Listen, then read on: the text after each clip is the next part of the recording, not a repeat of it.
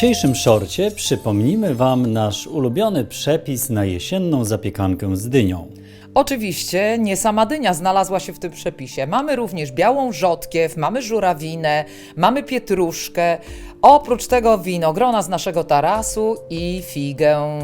Wszystko razem zapiekamy i robimy do tego sos, który powstaje z mleczka kokosowego, tahini oraz melasy skarobu. W opisie odcinka znajdziecie link do oryginalnego przepisu, tam gdzie zawsze. Smacznego i na zdrowie!